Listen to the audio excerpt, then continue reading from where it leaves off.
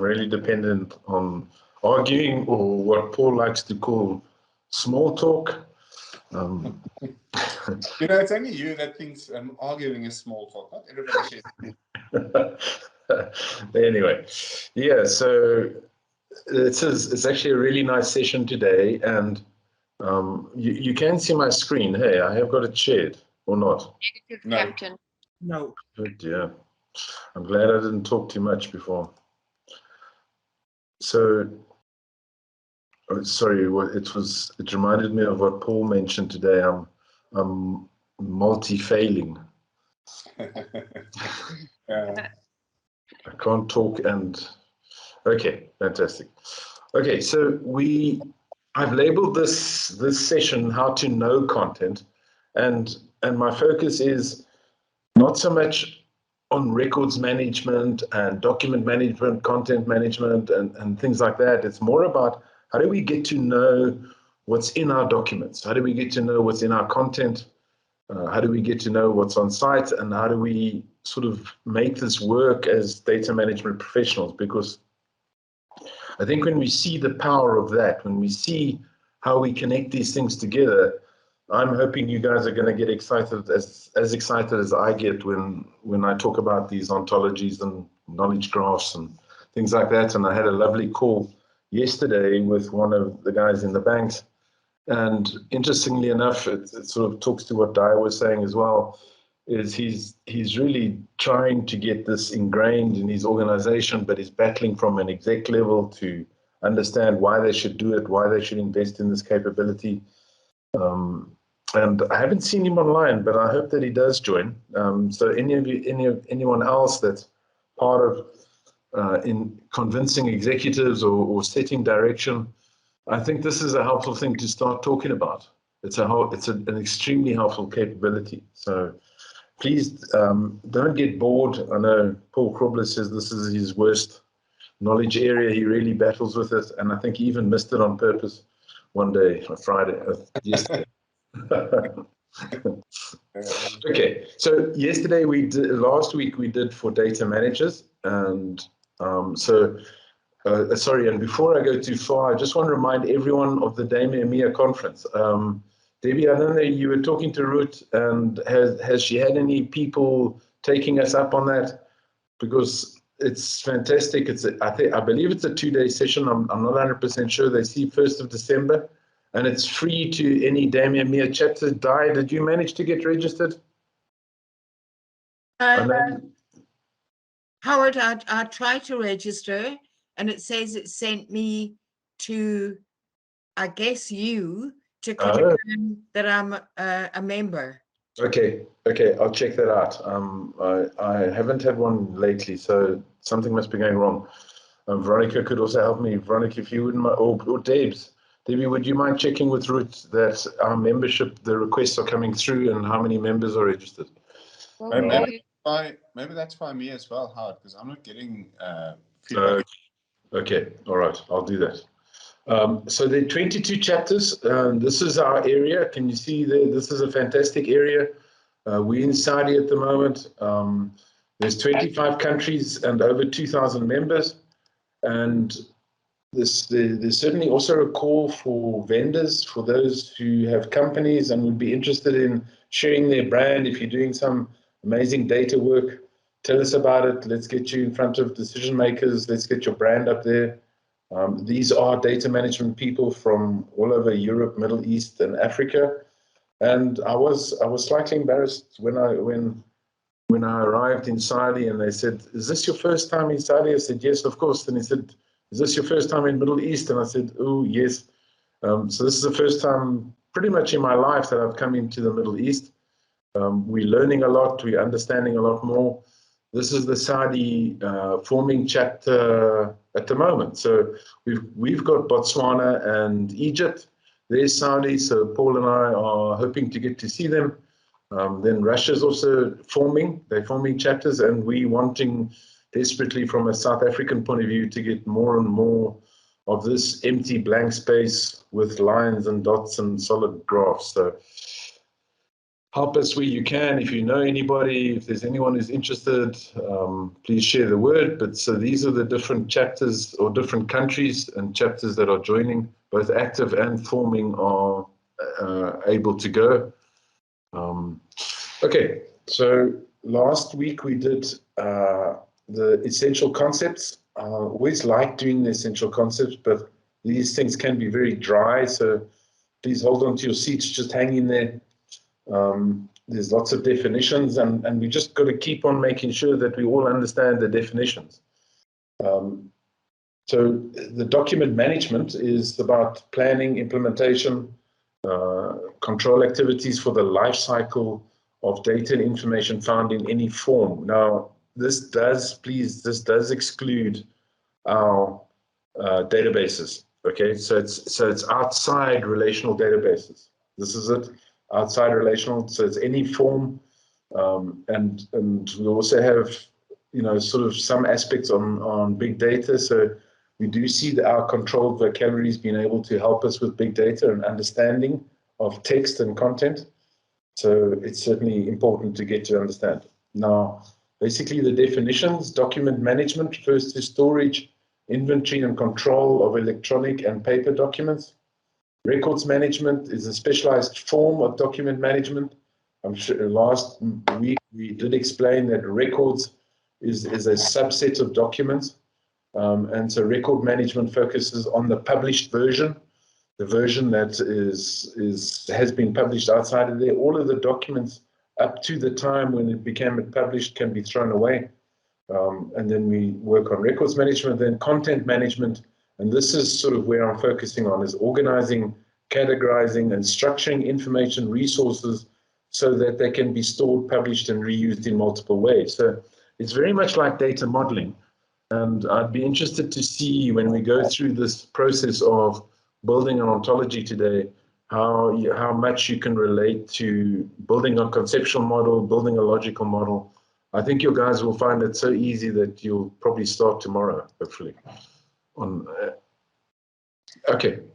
All right. So I like this diagram of, this is sort of some ARMA, one of the institutes of records management, deems this to be information with content and data. And within content, we have our documents. And then within documents, we have records that stretch on both sides. So I like this representation, because even the other day when I spoke about records in the final version, people were saying, but you know, isn't that in the database as well? Isn't it a row in the table? And yes, it is. So we do need to look after that, and we do need to understand that it overlaps.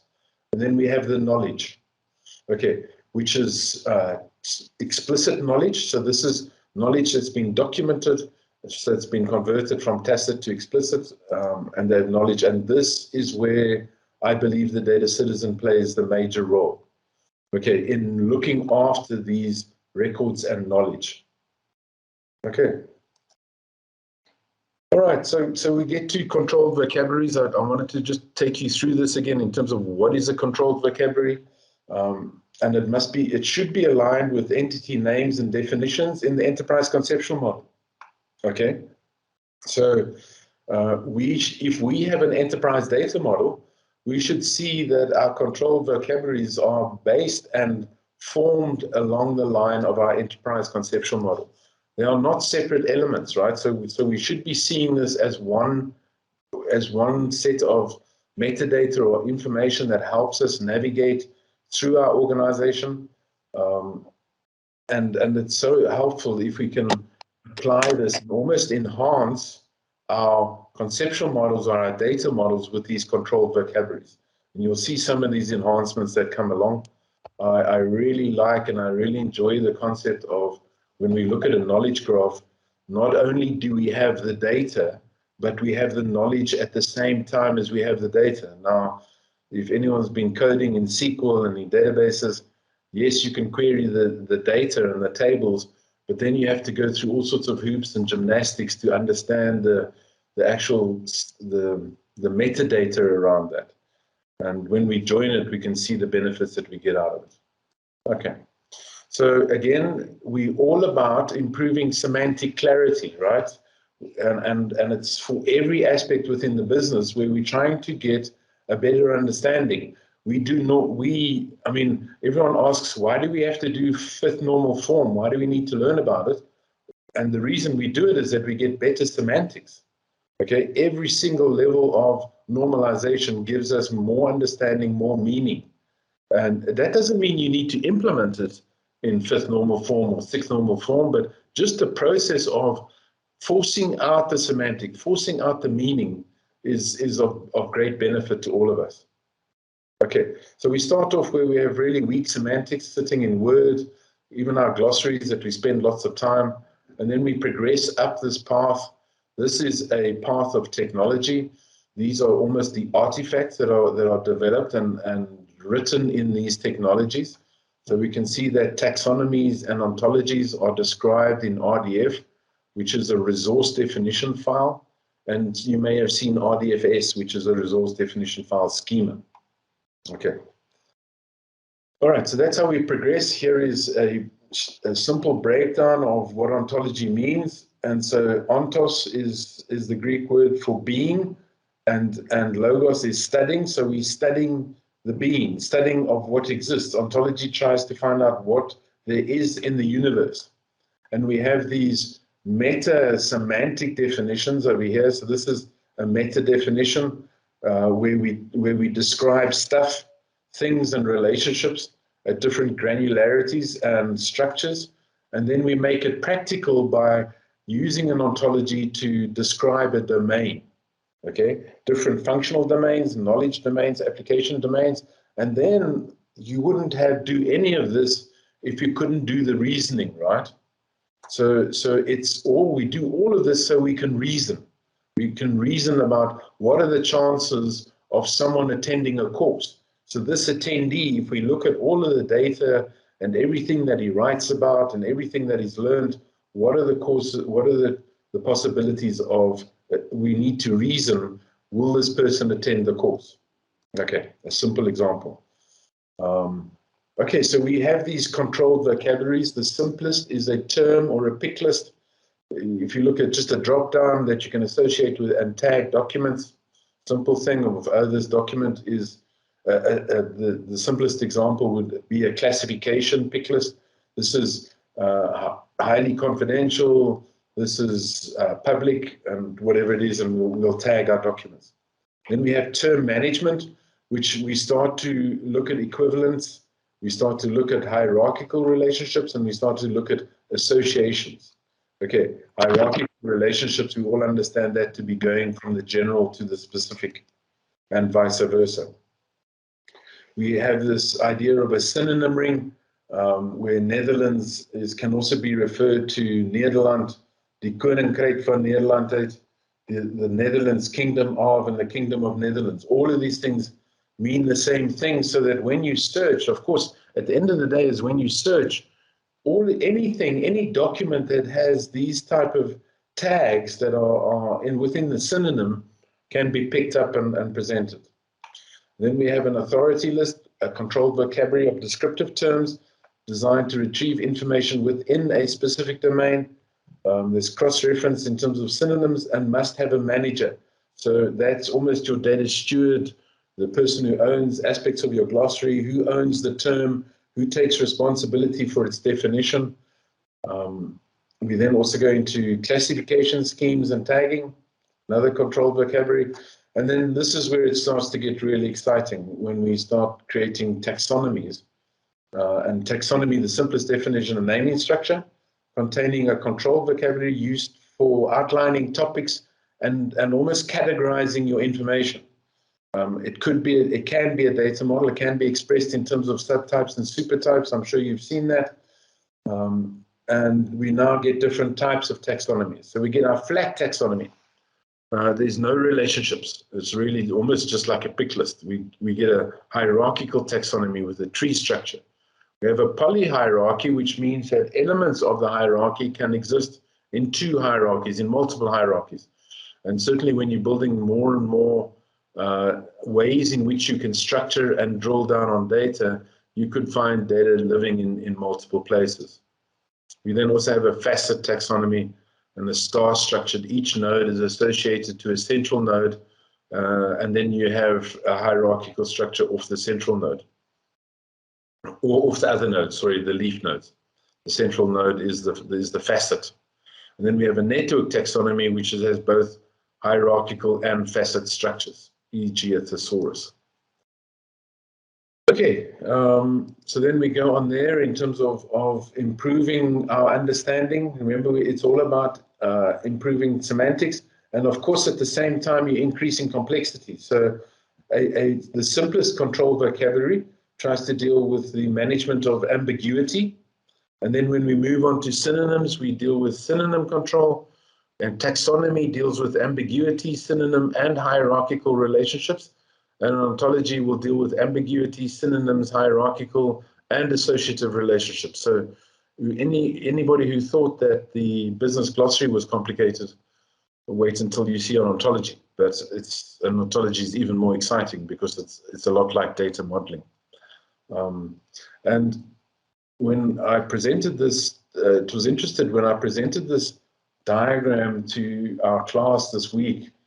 All of a sudden, it sort of made sense to them, and these people were lawyers.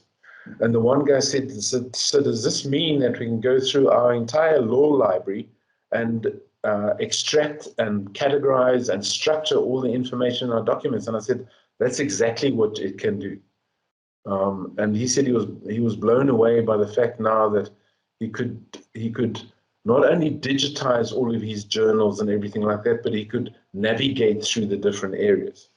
So what a lovely way it is to be able to use these tags or these terms or classes that are defined in a taxonomy or an ontology, and then go into an actual document and extract meaning out of the document. So it's meaningful knowledge. That's what we're trying to get, knowing our content. Looking at contextual information and relationships, and we get to know the content. So this was a simple example that one of the vendors put to me that finally dawned on me how amazing this was they were able to read a document. In looking at the document, they picked up that it spoke about a BMW X2, it spoke about a BMW 228, and in reference at the same time they were talking about BMW, and also 2019, and they were able to create this very simplistic model. It got a lot more complex, but we could see the relationships and associations between these data elements. Now, this is a true graph database. There's no knowledge appended to that. This is an example of ontology, and we were talking about that faceted autonomy, and you see the central node, and then off the central node, we have aspects of the central node of that facet. And within that, you could have your tree structure. So can you see here, for example, a region? We go to Africa, and then we have North Africa, East Africa. And this is now where we start to create a knowledge or a blueprint that our information architect should be taking care of. And there is that structure. And then when they bring it together, this graph gets a whole lot of meaning, where there we see. And this was done by Top Quadrant. This demo was done by Top Quadrant, where they could see, BMW is an organization. And then we have design models, X2 and X228, and then we have the year. Now, the thing that I've really learned and seen so much benefit of, and we did this in the central bank, where we looked at balance sheets and we built a knowledge graph on balance sheets. And when we first displayed just the graph database, there was so much information there that we couldn't make head or tail. You could click on a little button and it would say, right, this is a company, Modelware Systems, as an example. And then it had a relationship with two, Veronica and Howard Diesel, that were part of the directors of the company that was contained in the balance sheet. But what we're able now to do is to say, just tell me all the organizations that have design models for such and such, and all of a sudden the graph cleared up. It was reduced from millions of circles to maybe 2,000, 3,000, and now you could start making sense. And you could see this clustering of different companies that were related to each other. For example, in Bidvest, you could see all their relationships. So So fascinating. Other ways of helpful in terms of websites, where the different information is stored. Here we can see BMW 228 is actually stored in 2 hierarchies, car type and car models. So different ways of navigating the data. Fantastic for a data catalog. Data sets are going to be all over the place in different areas. And at the end of the day, we do all of this so that we have a search engine that really understands the domain, that is backed up by a semantic model, and we want to get to a semantic search. So if I mention something, it should know all of the different relationships and associations and find ways of getting me to the information that I require. Okay. And then we go to our list of activities that we need to do all this stuff. And this is what we did last week, if you remember. And just as a quick, just to see if everybody's listening, and especially Veronica, with all we've spoken now, can you see a deliverable that's missing?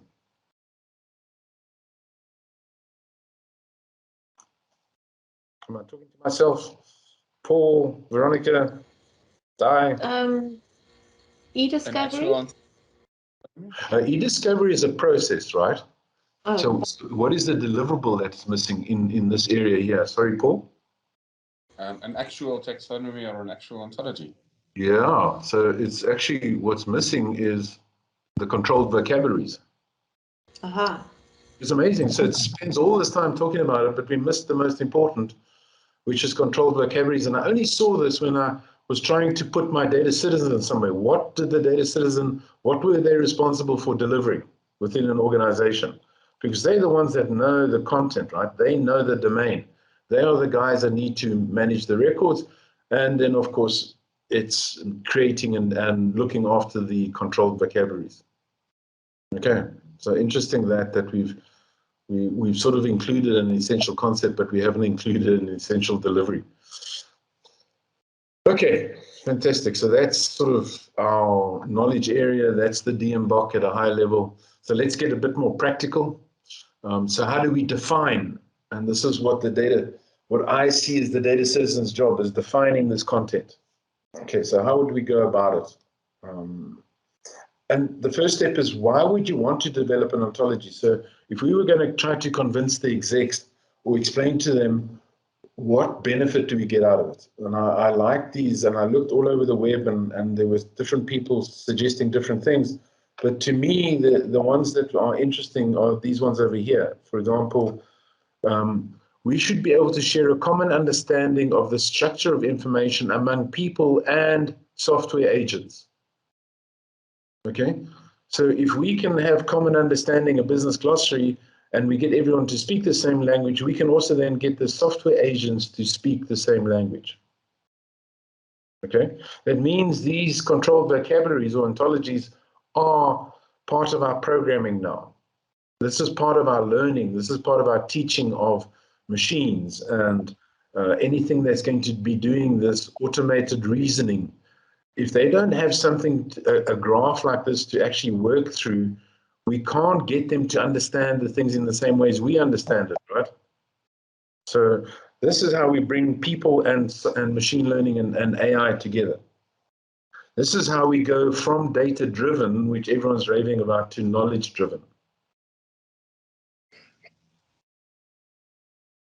Okay, then we enable the reuse of domain knowledge. Yes, Diane. Thanks, Howard. Maybe just one extra word is to retain the knowledge that we have. Yeah, so this actually comes right down here. The very next one is to actually make domain, to pick up this domain knowledge and to make it explicit. Yeah. So going from tacit, so we actually analyze the domain knowledge within the organization and we make it explicit into an ontology. Thank you. So we can see now that we, for example, DQ, wouldn't that be nice in DQ, Di, if you could take what everybody said, all the thought leaders, and make it explicit out of just words and stuff like that, and you make it into a language, a controlled vocabulary called an ontology, and then you could teach software agents to do data quality, and then we wouldn't need any data quality people, right? You're not supposed to laugh. Yeah, but I mean, this one of the things about business rules is to retain, obtain, and retain the Yes. knowledge that we have Yes. about the terms and the rules about the data and where they came from. Yeah. And so certainly you can do that with an ontology. It's actually a lot more powerful, where you can express these rules in terms of relationships. And what I also like here is also that separating domain knowledge from operational knowledge, and bringing these and differentiating between our controlled vocabulary and then sort of what's happening on the ground, and we can and the data that's coming in. Okay, so that's why we want to do it. So if you need to start introducing people to the benefit, that's sort of what the crux is going to be. And then I like this diagram. I actually found a diagram yesterday and I couldn't find it today. But what I really loved about it is that I now have my content management system, and I don't know if, well, there's a statistic going around where you're talking about 70% of your data is sitting in the content management system, 30% of your data is sitting here, but all our BI and everything like that is focusing on this area, and we're forgetting about the 70%, which is pretty silly. If we think of our assets, if you think of our content assets, they're in this area. So using a graph and the terms and the technology, using the graph technology with all the terms, we can extract the content into a graph database. We can extract the same content from SQL into the graph database. And then using the knowledge, we can start to link these two together. Okay. And then with the idea of a knowledge graph, we can now get our questioning and reasoning, where we could say, you know, this attendee that is, what's the opportunity of that person taking a course or being a member of DAMA, as an example, if we see these different areas. So with this graph database, and with our ability to join what's in our documents to our database tables, to our knowledge that we've designed, we now bring everything together in one executable, machine-readable environment that we can do questioning and reasoning. Okay, and the reasoning is very powerful on this, where you can follow the chain and understand the relationships between the data. Okay.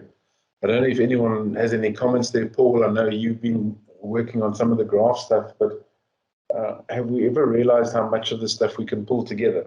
I'm just thinking, the sort of penny drops for me when you said these things, Howard, in terms of just working with Informatica Axon. Yeah.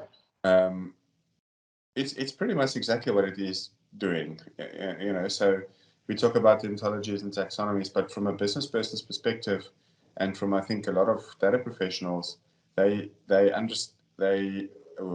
touch this kind of world via other names, which comes from the market and the tooling and so on, and broadly speaking, these kind of tools will be called data governance tools, right? But if I think of Axon, that's exactly what it's doing. Under the hood, if you install that thing, it's a monster, because it has a graph database, an Hadoop cluster, and a relational database under the hood, and it controls how it stores all the knowledge and stuff.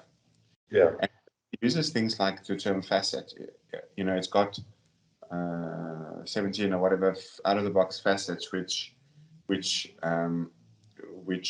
basically you use to create your organizational knowledge and have web up, and eventually you get this, you know, this exactly what you're looking at. So I think from an exec point of view, as we discussed over lunch as well, that other person that spoke to you is, you know, from an exec point of view, you're going to have a difficult time talking about this stuff to them.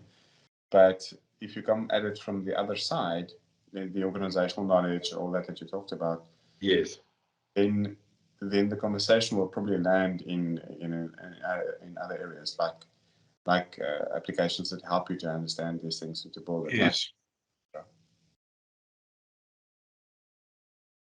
Okay, so this, for example, is where lots of people are paying attention to aspects like data privacy, where we know that from a data privacy point of view, if a data subject asks us, where is my data? With something like this, and if you're adding some of the other attributes, like, for example, which document, which content management system, which database, we can now have a Howard, and we could actually have a list of all of the areas where Howard is contained, and this would be a lot easier to bring these worlds together and answer some of the questions that we have from a data privacy point of view. Okay, but I want to sort of try to get down. Yes, Paul, sorry. Okay, I'll take time. Maybe just a quick thing. And in data privacy type of solutions, that thing is often just called data privacy management, but it's exactly what you say. It's then having the focus on the subject of a person and yes, metadata around that. Yeah, as we've seen, Informatic are doing such a great job with that, connecting data privacy to master data, and bringing all those things together. So, okay, so here's the development process, right? So it's actually quite easy. You start off with something, and then you just go as quickly as possible, and then you've got a great ontology. Okay, and you know, of all the things that I've seen, I've looked at the data protection ontology. There are so many different ways of building those ontologies. You can bottom up engineer, you can top down engineer, you can hybrid engineer things. You can just take a corpus of data and just chuck it there, and then try to build an ontology from an existing graph. And when you see it, you can actually, people are nowadays, they're talking about normalization with graph technology.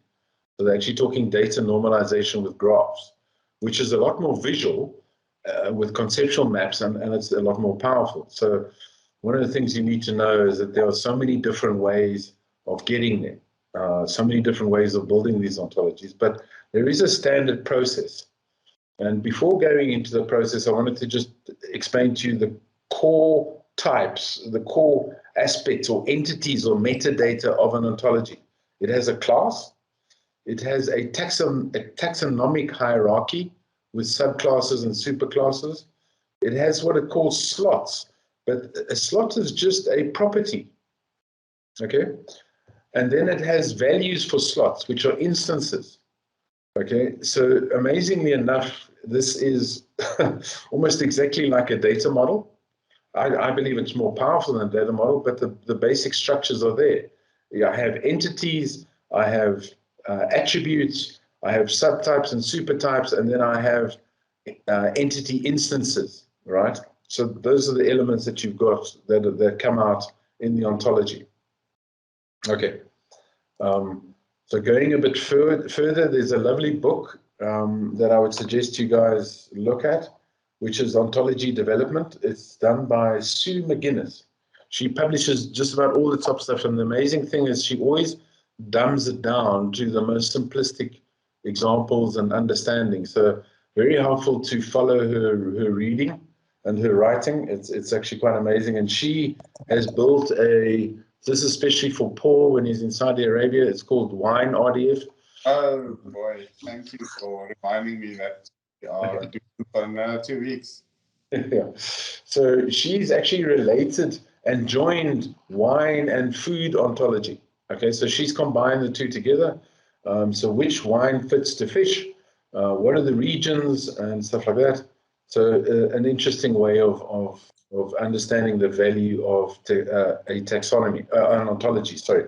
And so here's an example of representation where the black lines are the classes. The red lines is an instance of the class. So can you see this is IO, which stands instance of. So Chateau Latif Rothschild is an instance of a winery, and it's one of the best wineries within the region of Bordeaux, and it produces Chateau Latif Rothschild Pauillac, whatever that is. And that's an instance of Poliak. Okay. So it produces, and the maker of this wine is that Chateau Latif Rothschild. So can you see the backwards and forwards relationships exactly if this was a data model? But the benefit that you're getting out of that is you're actually talking instant data and metadata or entity data at the same time. And I think we saw that we really were chuffed with that FCOM that Marco presented, where you're actually seeing data business definitions as well as the entities all together. Okay, so the steps of creating ontology are as follows. Really easy. You first of all determine the domain and the scope of the ontology. And then we consider the reusing an existing ontology. So we go see if we've got one there and we bring it in, we can incorporate it. We enumerate all the important terms of the domain. Can anyone draw an analogy to data modeling? What would that be?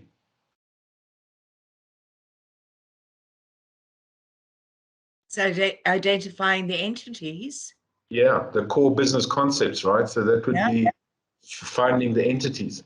And then when we find the entities, we take these terms and we define classes and class hierarchies.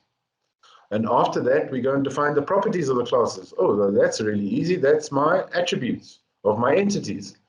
And then we define the facets of the slots within the property, and then we create instances. Okay, so that's how we build an ontology. All right. So no, not very different to that of building a data model.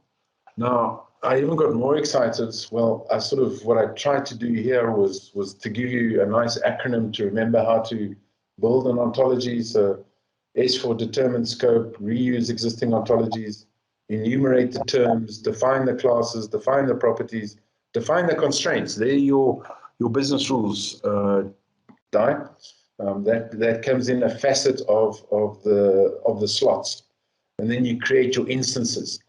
All right. Okay, so that's the nice ontology. I have a question. Who's got a question? I do, but Paul does as well. Okay, so who's going to go first? Is it you, Debs, or Paul? I'm going first. Paul's spoken. He's asking me. But what is the acronym? Because right now it's strict. Oh, can't you see it? Shucks, it's so easy. I wanted to ask. So easy. It is. Silly red tape can produce conflicting ideas. I was thinking the exact same thing as Debbie is. What else? I don't know this English. Okay. It's kind of I mean, actually, this is how Arabic sounds to me. Yeah, but they designed ontologies. Oh, boy. Okay, so what I like about this, right, is so how do we do the scope? And I wonder if anyone can recognize this, is when you define a scope of ontology, the very first thing you say is, what is my competencies? What should this machine be able to be competent on doing? And these are the ways you define the scope, is you define the questions that this machine should be able to answer, this ontology. Okay, so it says, which wine characteristics should I consider when choosing a wine? Is Bordeaux a red or white wine? These are examples of and we call them competency questions. And I really like that, is to say, what is this machine capable of doing? Does Cabernet Sauvignon go well with seafood? What's the best choice of wine with grilled meat? Which characteristics of wine affects its appropriateness for a dish? And then bouquet or body of a specific wine. And then what were the good vintages for Napa, Zinfandel? Okay, so now we know, I think anyone does dimensional modeling, the very first thing they ask you to do is say, what questions do you need answering? Okay, so if you go through the Steve Hoberman thing to define the scope of a dimensional model, you say, well, what are the questions? And we're doing the same thing here, right? We're not doing buy this, look at the numbers. So our focus isn't on meters and measures. Our focus is on relationships and understanding of the data. So we can answer and make certain decisions. Now, this again must be amazing for business people, where should be able to ask the data the questions that they need the insights to. They need answers. They need, so you know, what is a property? What makes a sale work? So then we go into the next step. So we on red, we're reusing. So what I've been able to do is to go and find a wine ontology. And here now things start to get a little bit complicated because they got all these funny little acronyms and things like that. RDF stands for a resource definition file. RDF stands for resource definition schema. Okay. So we have a class, and we have different classes here. We've got white wine, red wine, rosé wine, and we have a dessert wine. We've also got a wine grape, and we've got wine, and it's a drink, and there's a maker of that, and there are different properties to the maker and the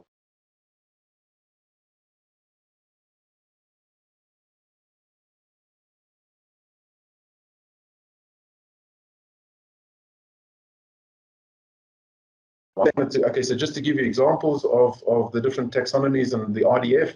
So RDF is a subclass of, we know that from supertyping and subtyping and data modeling. A man is a subclass of a person. A woman is a subclass of a person. And then we've got, when it comes to properties, we have a relative, a person's relative. We can then look at the relative could be either a father or a mother or a spouse, which is married, right? And then we've also got a friend who's a person, and these things all relate. And interestingly enough, they deem a person to be a subclass of an animal. But not to worry, maybe you don't want to use this ontology, find another one. Now, the elements in front of that are what's referred to as a namespace. So EX is the namespace. So you can bring multiple ontologies together, and you can connect all the elements of the ontology using these relationships, but you hold on to their namespace, all right? And EX would represent the namespace that you find animal in or person in. So you could have, for example, data privacy, data governance, and you could have DP for the namespace of data privacy and DG for DG colon for the namespace of data governance. And so this is the vocabulary of RDFS, which is, it's pretty simple, right? I mean, we shouldn't be scared of this type of structure, or maybe I'm assuming too much. Anyway, that was the explanation of the terminology. So this is, I did a quick term identification. I could find wine using and color, body, sugar content, grape, winery maker, and oh shucks, I've got location. Now my previous ontology that I borrowed doesn't have location. Can you see there? The location is missing. So I've marked that as red to say I need to look at that. And of course, what we're trying to do is we're trying to connect a wine ontology to a food ontology. So I need to find a food ontology. And I need that to have fish, red meat, and white meat. So I've gone through the core business concepts of those questions, and I found the entities, and I'm now ready to start defining my classes. Okay, so we can have there's two different ways of developing a class hierarchy. One is to spend time with your business, and then you top down with the business. So starting right at the abstract level, we have wine. From wine, we can get the colors of wine, the white wine, the rosé wine, and the red wine. And then we go down another level, and then we bring out this red Burgundy, red Bordeaux. I've been writing Bordeaux reports too often here. Cabernet Sauvignon, and then within that, I get right down to my bottom level, which is an instance of a red wine. Okay, so wine is the most general concept. Red and white are general top levels, and then the Poliac and these are the most specific classes in the hierarchy. So they're bottom level concepts, and this looks a lot like your reference data structures. If you're building trees in reference data, they would look exactly like this. Now, the other way is to go bottom up, right? And bottom up could be finding all the data elements in a database and looking at all the rows in a column, the values of the rows in the column, and then you list them like that, and then you say, well, how do I group these together? How do I create the structure? And then, of course, you have a combination. So it's, I mean, you always typically have 3 ways of doing it. Now, within that, I've found, oh, shucks, I need other regions. So, for example, I need a wine region. So here's my wine region hierarchy. So can you start seeing this facet, this multifaceted taxonomy developing, an ontology developing, where we have regions, we have colors of wines, actual wines, and then we have the different types that are coming out. And so we could have 4 or 5 different hierarchical structures. Now, I certainly know for myself, and I did this once when I did an insurance company, where they wanted to understand the difference between white products, gray products, because they were doing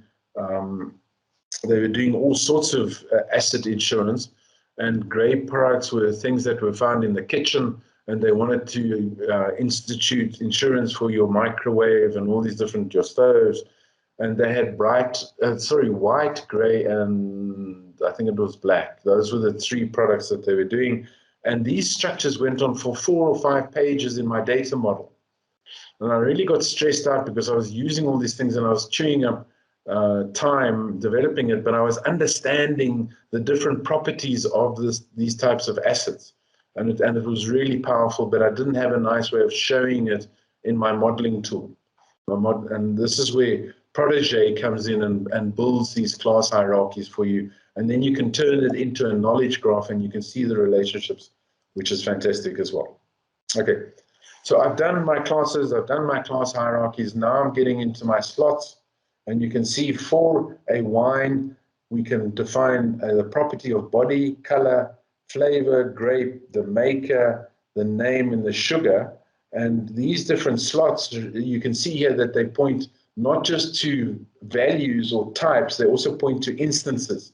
Okay, so the grape can point to a instance of a class wine grape, and notice that your cardinality is multiple. So I could have multiple grapes in my wine. And then maker is typically a single. That's not always true. I know they had lots of oddbins or matches and I think they would mix wines. So that's not always true, but it doesn't matter.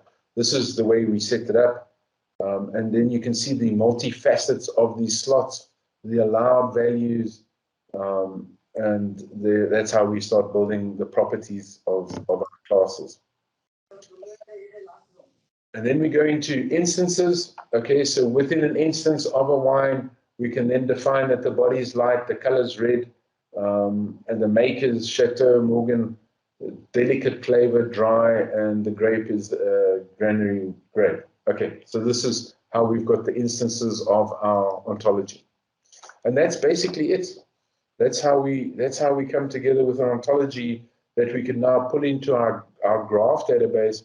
When we bring documents that talk about wines, we can link them to that ontology, and we can get a machine to understand these different wines and understand what people like and the food, and it should be able to answer those questions.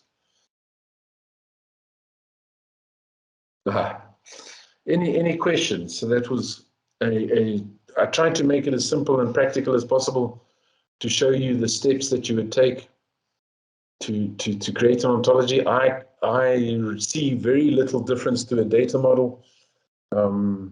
There's more detail that you can express within an ontology, and I like that scope or the questioning. What should this be able to answer? What should it be able to manage? Any questions? Have I lost everybody? No, and I think that this process and so on will typically be used. I mean, this is useful when you actually build applications, right? Or no, you could build it to look at your documents or to understand the content of your documents. Yes, but if you're going through the trouble of building something like that, you still have to make sure you provide some kind of an interface on top of that for normal people to use, right? So this is sort of, it would be part of the development or the building or the refinement of a specification of an actual. Yes. So so Paul, what we did was we used Python software. There's Panda, and they've got some fantastic visualization of graph, and even Power BI has got some really nice graph navigation techniques. So of course you'll put the data there, and then you'll read it out and use a visualization. Python's got some really nice visualizations that it does, you know, without any, you don't need to buy any tools or anything like that. Yeah.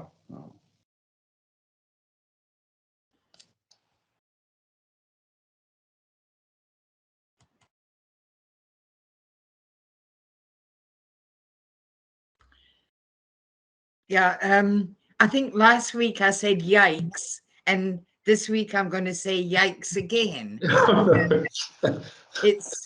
I think the similarity, which you brought out, Howard, between this unstructured data and the ontology and the taxonomy and normal data, the structured data is, I mean, it's scary. It's the same. Yeah. And I don't know if you've noticed, but you may have checked out that a lot of data architects are now calling themselves ontologists. Yeah. You know, about 20 years ago, I used to attend the conferences in London, and there were lots of sessions about ontologies and taxonomy. Yeah. And I attended them, but I couldn't see it. Yeah. And I loved it. I loved the theory of it, but I couldn't link the why. And I think this is our challenge. So we know how to do it, but it's, you know, why is this important to the execs? And so to give you an example of, and I was sharing this with the person who was also battling yesterday. To give you an example, we in the central bank, we had a department called financial surveillance, and they're the department that has to check whether you were sending money overseas. Veronica fights with them quite often. Sending and receiving money overseas, and you had to categorize it. And their biggest concern was that people didn't categorize the data, so they couldn't really check. And then they started to detect that a very rich person was giving thousands of people a small amount of money to do a transfer overseas so that they could transfer their money. And so the one, they I don't know how they got it, but they heard of the fact that a millionaire, or I mean, the guy had lots of money. He gave 1,000 people 1,000 rand, and he asked them to deposit it or transfer the money using an ATM. So within that period of time, I think the process took, and it all happened at the same time. It all happened within an hour, and he transferred 1 million rand out of the country. And so they picked it up and they realized we've got to do something about this. We want to find these relationships and we want to find these associations. And they put together some graphs. They loaded all these payment data, the data up, and they started to find these patterns of payments with the same amount, with sort of local. I mean, he did it within Gauteng, and he picked it up with different parameters, and they started to detect this behavior. And they actually found the root person. It took a bit longer, but this is the type of thing that they were able to answer with graph technology and knowledge graphs.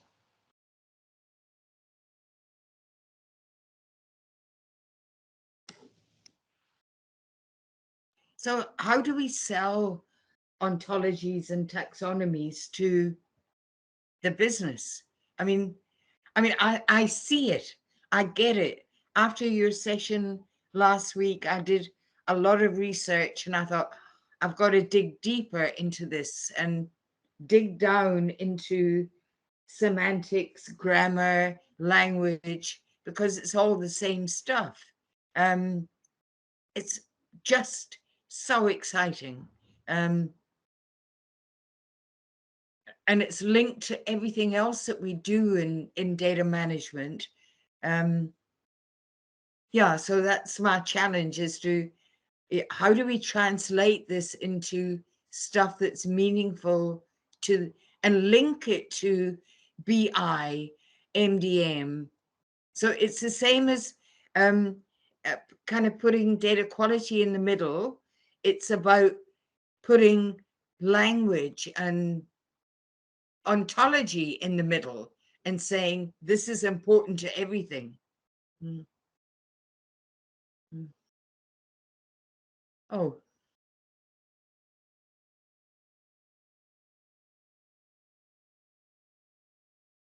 Oh, I think we've lost Howard. We lost Howard.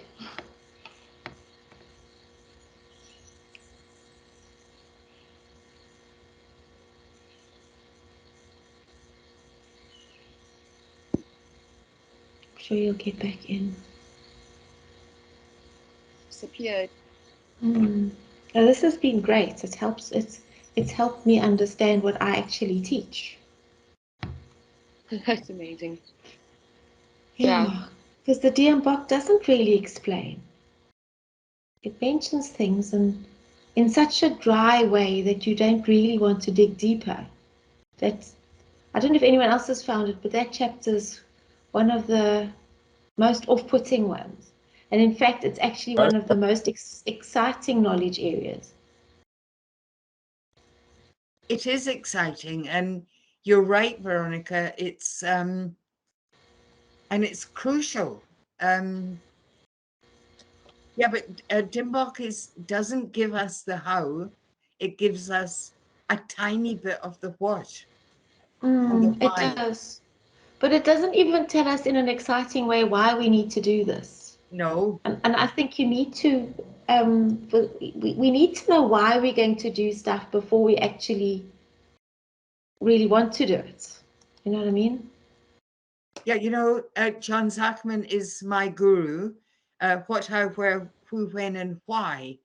And I always think that that last column should have been the first one. Why the hell are we doing this anyway? Precisely. Yeah.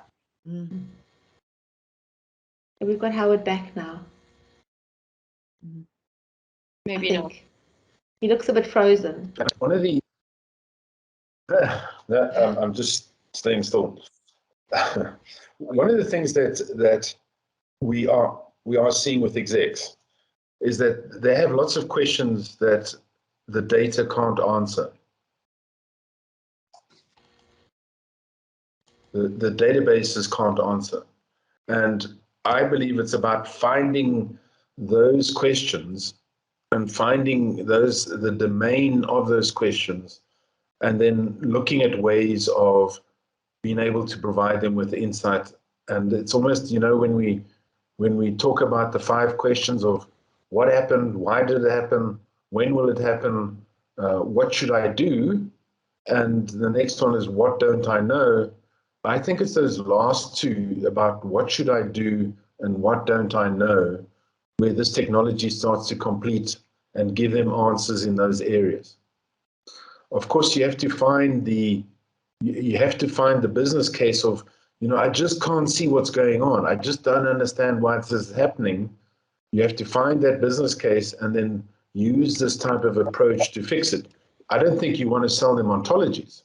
It's like trying to sell them master data. But you want to see where they're blind and give them vision. Yeah, great answer. It's that, what don't I know? Yeah. What could I know? Yeah. And also, what don't I know? So things are happening. It's all about cause and effect. Everything's about cause and effect. I'm seeing effects, but I don't understand the cause. So what could the cause be? What are the possible options that I can start using to probe, to counteract that? What should I do? But I need to have a good understanding of what are the options. Yeah, I also agree. I think it's like I said earlier as well, I mean, a conversation with the execs, what you need to do is get to that business question, propose a solution, and what's under the hood of that solution, whether it's this or anything else, is not actually so important from an exec point of view. Yeah, you're right. You know, this is stuff that. Can I give you the insights? Can I give you the answers? It's about giving you insights and answers. And I believe just in terms of those questions, if we look at the scope of those questions, what system would you, or can you think of delivering right now that you have experience of, Dai, that would answer these questions?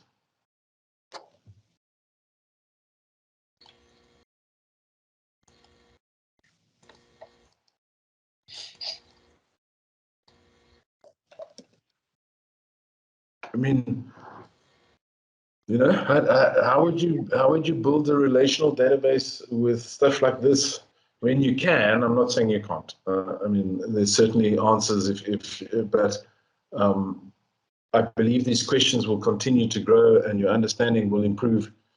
And so it's a completely different set of questions that we haven't paid attention to. Yeah, it's probably about addressing differently business requirements. Could it be? Mm-hmm. So we go right back to the beginning and we say, how better do we do that? Yes. To understand what they might, to think of the future when we're thinking about business requirements. Yeah, and you know, that's what I like about Steve Hoberman's approach to dimensional modeling. It's those camera settings and those questions, and how often do we ignore them? And then we get to the end hoping that all our dimensions, and our biggest problem sometimes is we develop more dimensions than they need. You know, we just hope that we sort of have a scattergun approach to meeting their requirements when it comes to dimensional modeling. They don't understand the bus matrix. I mean, it doesn't mean anything to them. The grain matrix doesn't mean anything to them, but their questions do. Yeah, I remember way back, oh crumbs, probably maybe 30 years ago, could it possibly be, I did a project at Vodacom, and it was when the mobile phones were coming about, and we had this system. It was the card system, like pay as you go. Yeah, we called it Vobil. And at the time, you would buy a card and you would scratch off the thing and put that number in. And yeah. And when we did the model, because we built the system, we said it's not going to be like this forever. There are going to be other methods to recharge your pay-as-you-go mobile phone. So the model, our data model, had specializations of these different types of different things. And apparently that system was still running about 5 years ago. So it survived because we modeled thinking of change to the business. Yeah. Mm. Yep, that's good. Okay, guys. Anything else? Mr. Bolton, from your side? Sure. I think the documents today in the course, and I think as Veronica said, it comes alive when you start to see the connections there. I battled with, as I mentioned last time, in the last environment, putting the document management system together and just not using it for this level of so yeah, it's investigation. It's brand new to me, so I need to just spend some time on it. I mean, if you think of, let's apply this to a legal domain, right? where they have all those case studies, they have all the books, they have all the contracts, and the type of questions that lawyers would want to ask a corpus of data, a corpus of documents, where, who does this, when was this last found? I mean, and that's where I saw the lights come on for the lawyers that we taught this week, where they could see, wow, if this is my manner that I could interact with, it's phenomenal. And I mean, I know Paul and I, we use Power BI, and they got this Q&A which uses natural language processing. You don't even need to draw a graph. You just say, what was my settlement currency for this compliance report, or things like that in USD, and it draws you a graph. Sure. And that's all about the ability to mine the terms, understand the relationships of the information in the data, and then interact with people in a more intuitive way. I think there's lots of competition now that you're seeing with Amazon, Google, and everyone competing almost for the voice, that they will take instructions from the voice rather than taking instructions from the keyboard. Sure. That's the more natural interface. Yeah. So they've got to be able to understand meaning and semantics. They've got to understand what people are talking about. And with that interaction, it's so much easier there's less friction.